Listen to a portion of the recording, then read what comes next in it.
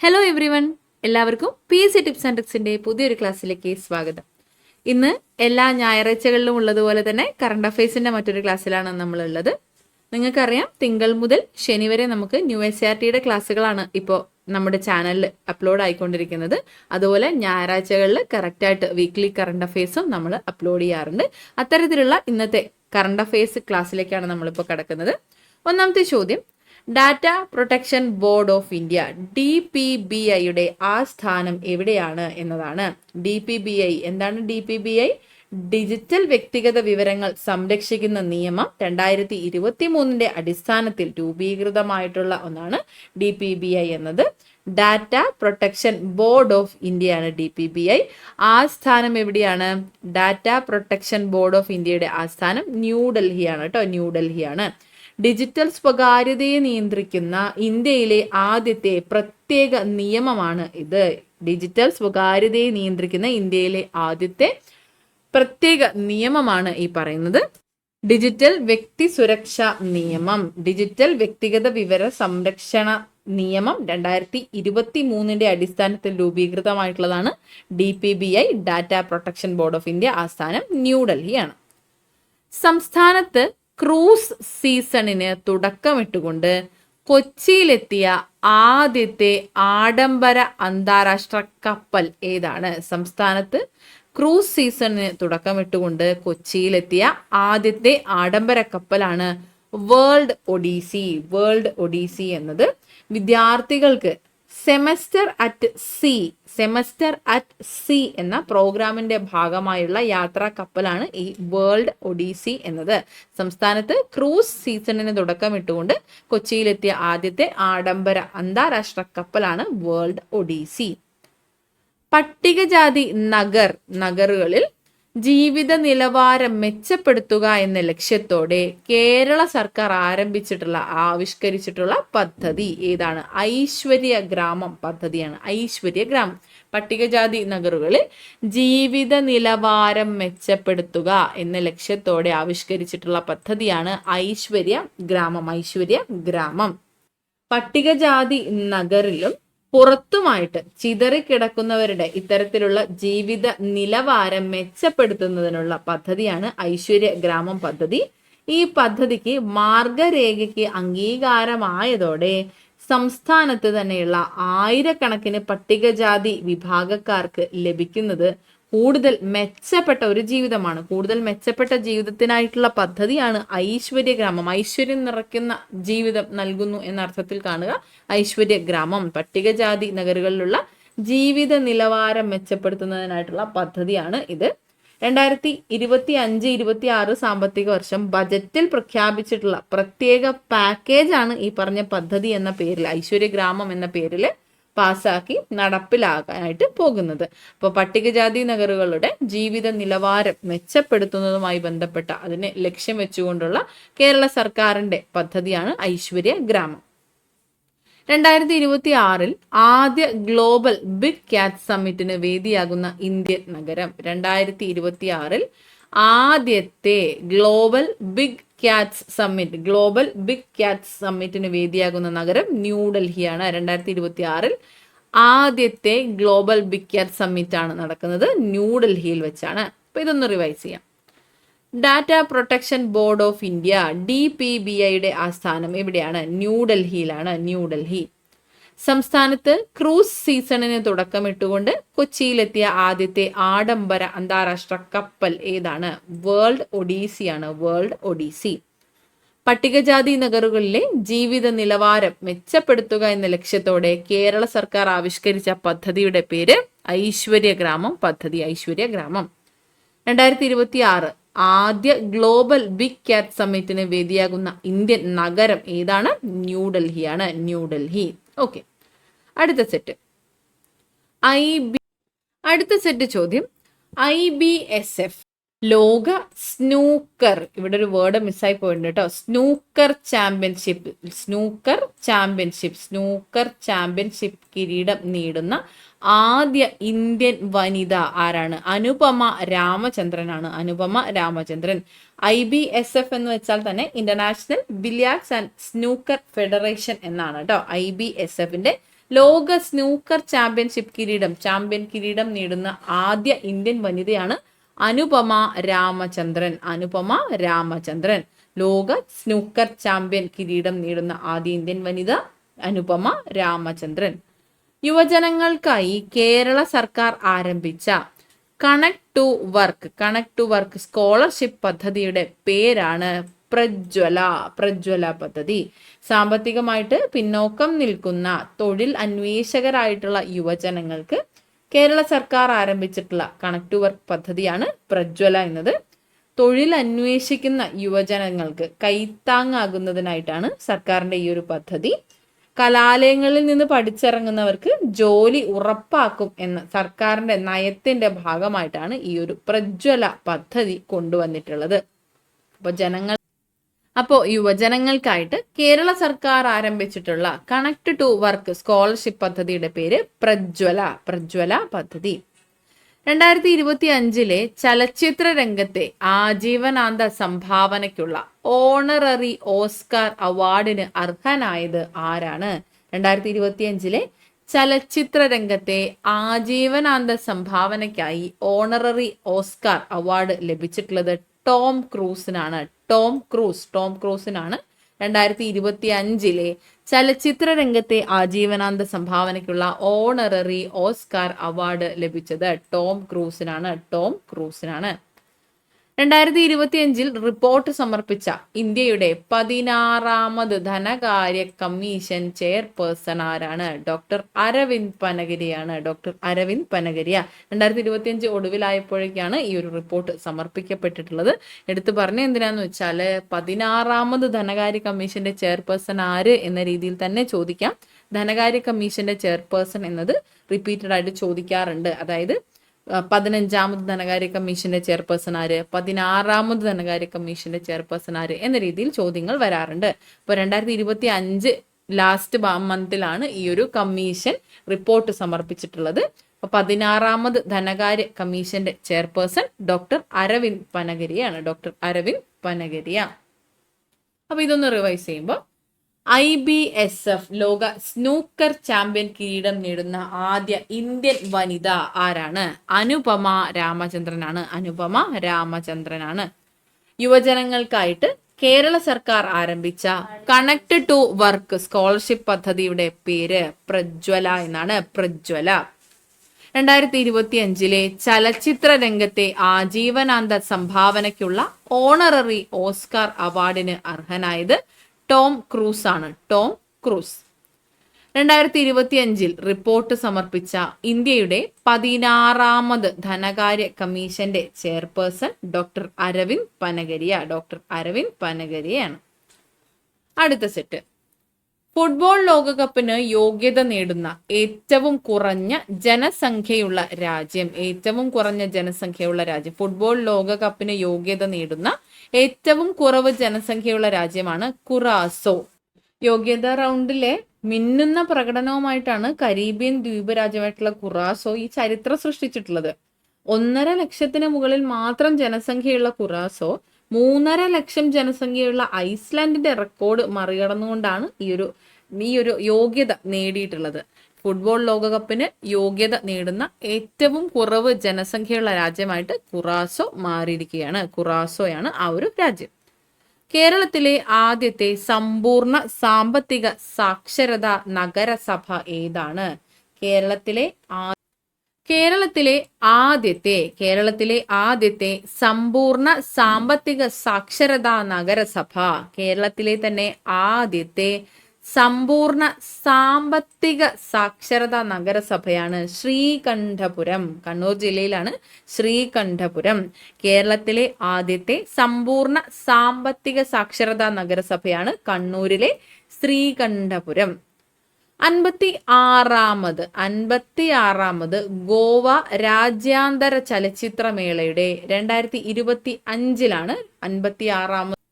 56ാമത് ചലച്ചിത്രമേള നടന്നത്. ഉദ്ഘാടന ചിത്രം ഏത് എന്നാണ് ചോദ്യം.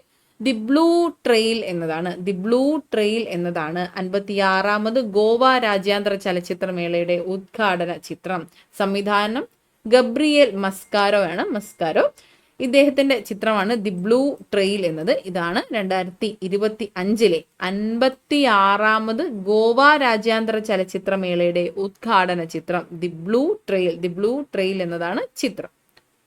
പുരുഷ ജൂനിയർ ഹോക്കി ലോകകപ്പ് 2025 വേദിയായ സംസ്ഥാനം ഏതാണ്?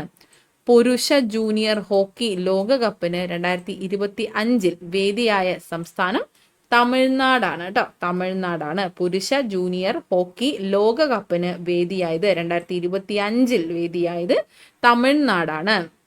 അപ്പൊ ഇതൊന്ന് റിവൈസ് ചെയ്യാം. ഫുട്ബോൾ ലോകകപ്പിന് യോഗ്യത നേടുന്ന ഏറ്റവും കുറവ് ജനസംഖ്യയുള്ള രാജ്യമാണ് കുറാസോ.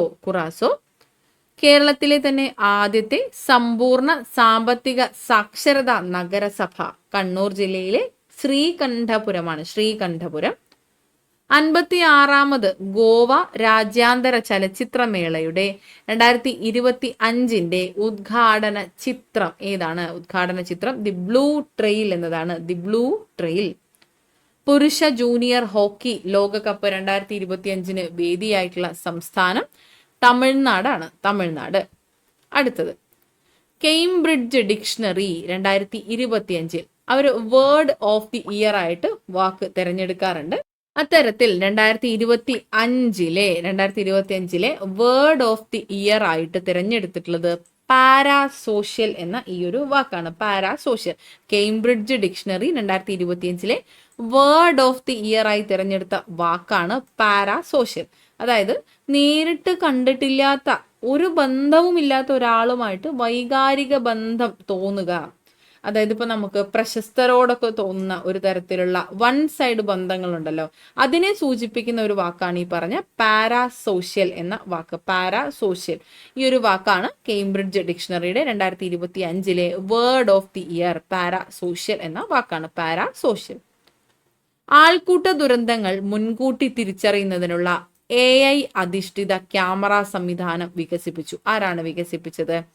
NIT കാലിക്കറ്റ് ആണ്. NIT കാലിക്കറ്റ് ആണ് ഇത്തരത്തിൽ ആൾക്കൂട്ട ദുരന്തങ്ങൾ മുൻകൂട്ടി തിരിച്ചറിയുന്നതിനുള്ള AI അധിഷ്ഠിത ക്യാമറ സംവിധാനം വികസിപ്പിച്ചത്. ആരാണ്? NIT കാലിക്കറ്റ് ആണ്. NIT കാലിക്കറ്റ്. 2025 ഭൗമ സൂചിക പദവി ലഭിച്ച മധ്യപ്രദേശിലെ ഉൽപ്പന്നം ഏത് എന്നാണ് ചോദിച്ചിട്ടുള്ളത്. ഭൗമ സൂചിക GI ടാഗ് ലഭിച്ചിട്ടുള്ള ഉൽപ്പന്നങ്ങൾ ഏത് എന്ന് ഇപ്പൊ ചോദിച്ചു കാണാറുണ്ട്. 2025 മധ്യപ്രദേശില് ഭൗമ സൂചിക പദവി ലഭിച്ച ഒരു ഉൽപ്പന്നമാണ് പന്ന ഡയമണ്ട്സ് അല്ലെങ്കിൽ പന്ന വജ്രം എന്ന് പറയുന്നത്. ഇത് മധ്യപ്രദേശിലെ ഡയമണ്ട് ആണ്, പന്ന ഡയമണ്ട്സ്. ഇതിന് 2025 ഭൗമ സൂചിക പദവി ലഭിച്ചു അല്ലെങ്കിൽ GI ടാഗ് ലഭിച്ചു. അതുപോലെ നമ്മൾ കഴിഞ്ഞ ക്ലാസ്സിലും പഠിച്ചു, അല്ലെങ്കിൽ അതുപോലെ തന്നെ കഴിഞ്ഞ വർഷത്തിൽ ലഭിച്ചിട്ടുള്ള മറ്റ് കുറച്ച് GI ടാഗ് ലഭിച്ചിട്ടുള്ള ഉൽപ്പന്നങ്ങളാണ് അംബാജി മാർബിൾ. ഗുജറാത്തിൽ നിന്നുള്ളതാണ്. അംബാജി മാർബിളിന് GI ടാഗ് ലഭിച്ചിട്ടുണ്ടായിരുന്നു. ലെപ്ച വാദ്യോപകരണങ്ങൾ ഓർക്കുന്നുണ്ടോ? നമ്മളെ ക്ലാസ്സിൽ നമ്മൾ ഡിസ്കസ് ചെയ്തിട്ടുണ്ടായിരുന്നു. സിക്കിമിൽ നിന്നാണ്. സിക്കിമിലെ ലെപ്ച വാദ്യോപകരണങ്ങൾക്കും GI ടാഗ് ഈ അടുത്തിടെയാണ് ലഭിച്ചിട്ടുണ്ടായിരുന്നത്. മീററ്റ് ബ്യൂഗിൾ ഉത്തർപ്രദേശിൽ നിന്നാണ്. മീററ്റ് ബ്യൂഗിളിനും GI ടാഗ് ഭൗമ സൂചിക പദവി ലഭിച്ചിട്ടുണ്ടായിരുന്നു. ഓക്കെ. അംബാജി മാർബിൾ ഗുജറാത്ത്, പന്ന വജ്രം മധ്യപ്രദേശ്, ലെപ്ച വാദ്യോപകരണങ്ങൾ സിക്കിം, മീററ്റ് ബ്യൂഗിൾ ഉത്തർപ്രദേശ്. ഓക്കെ ആണല്ലോ. ഭൗമ സൂചിക പദവി ലഭിച്ച ഉൽപ്പന്നങ്ങളും അവയുടെ സംസ്ഥാനങ്ങളുമാണ് പറഞ്ഞത്. അപ്പൊ ഇതൊന്ന് റിവൈസ് ചെയ്യാം. Cambridge dictionary 2025 word of the year ആയി തിരഞ്ഞെടുത്ത വാക്കാണ് പാരാസോഷ്യൽ. പാരാസോഷ്യൽ. ആൾക്കൂട്ട ദുരന്തങ്ങൾ മുൻകൂട്ടി തിരിച്ചറിയുന്നതിനുള്ള AI അധിഷ്ഠിത ക്യാമറ സംവിധാനം വികസിപ്പിച്ചത് NIT കാലിക്കറ്റ് ആണ്. NIT കാലിക്കറ്റ് ആണ്. 2025 ഭൗമ സൂചിക പദവി ലഭിച്ച മധ്യപ്രദേശിലെ ഉൽപ്പന്നമാണ് പന്ന ഡയമണ്ട് അല്ലെങ്കിൽ പന്ന വജ്രം എന്ന് പറയുന്നത്. കൂടാതെ ഗുജറാത്തിൽ നിന്ന് അംബാജി മാർബിളിന് GI ടാഗ് ലഭിച്ചിട്ടുണ്ട്.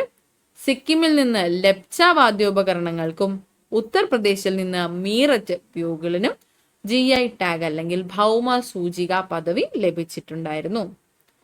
അടുത്തത് കേരളത്തിൽ BPCL സ്കിൽ ഡെവലപ്മെന്റ് ഇൻസ്റ്റിറ്റ്യൂട്ട് നിലവിൽ വരുന്ന സ്ഥലം ഏതാണ്? ഇൻസ്റ്റിറ്റ്യൂട്ട് ആണ് കേട്ടോ.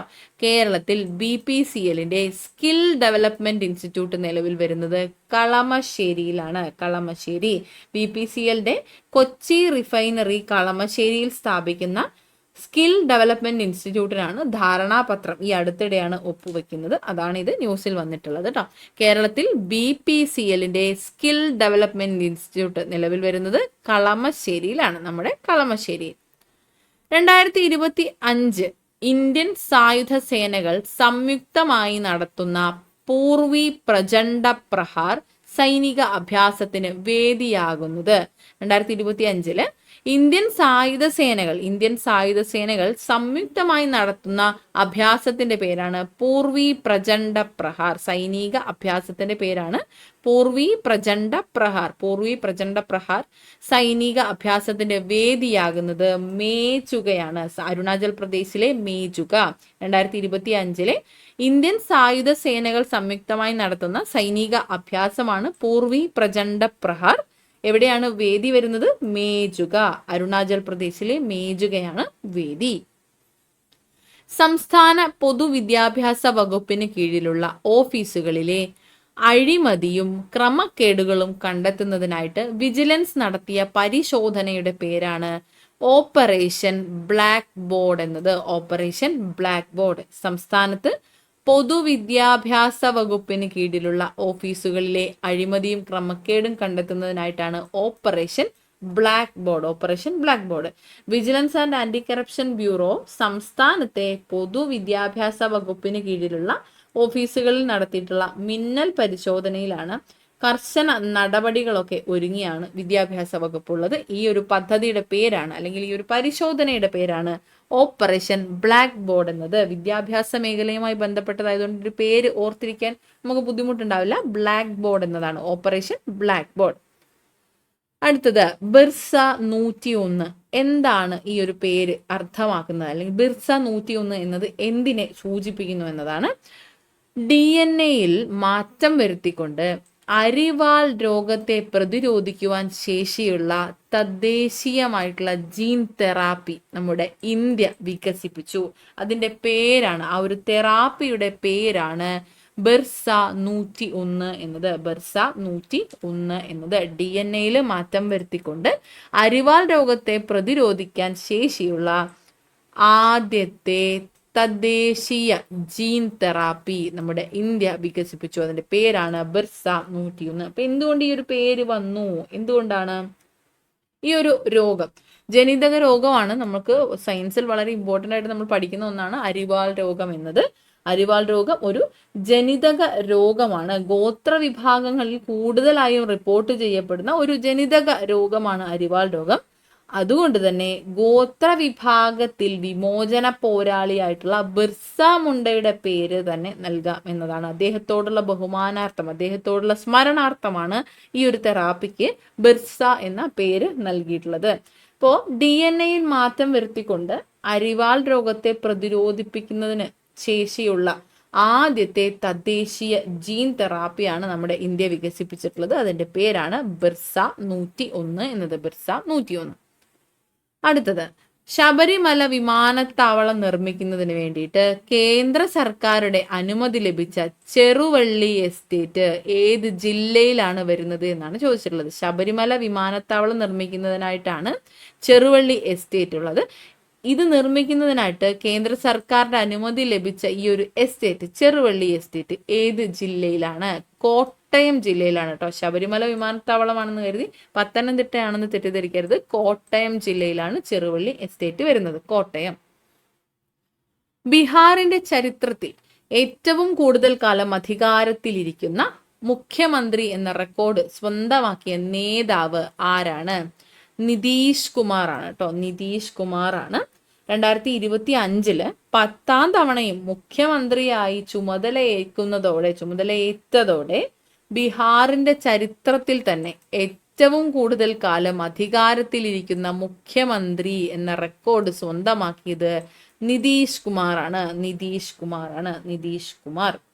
2025 10ാം തവണയായിട്ട് അദ്ദേഹം മുഖ്യമന്ത്രിയായിട്ട് ചുമതലയേൽക്കുന്നത്. അതോടെ ഏറ്റവും കൂടുതൽ കാലം അധികാരത്തിലിരിക്കുന്ന മുഖ്യമന്ത്രി നിതീഷ് കുമാറായി മാറും. Nitish Kumar. Climate change performance index ഒന്നാം റാങ്കിലുള്ളത് ക്ലൈമറ്റ് ചേഞ്ച് പെർഫോമൻസ് ഇൻഡെക്സിൽ 1ാം സ്ഥാനം ഡെൻമാർക്കിനാണ് കേട്ടോ. ഡെൻമാർക്കിനാണ്. ഇന്ത്യയുടെ സ്ഥാനം 23 23ആയിട്ട് കുറയുകയാണ് ചെയ്തത്. 2024 മികച്ച പ്രകടനമായിരുന്നു ഇന്ത്യക്ക് ഉണ്ടായിരുന്നത്. 10ാം സ്ഥാനത്തായിരുന്നു ഇന്ത്യ. എന്നാൽ ഇത്തവണ ഈ ഒരു വർഷം 2025 ക്ലൈമറ്റ് ചേഞ്ച് പെർഫോമൻസ് ഇൻഡെക്സിൽ 23ാം സ്ഥാനത്തേക്ക് നീക്കപ്പെട്ടു.